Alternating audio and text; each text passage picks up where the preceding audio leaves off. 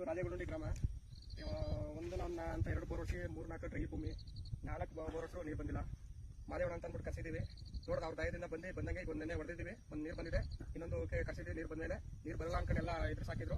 4 bore failure ಆಗಿದೆ. ಆ ಅಂತರದಲ್ಲಿ ನೀರು ತೆಗೆದಿದ್ದಾರೆ.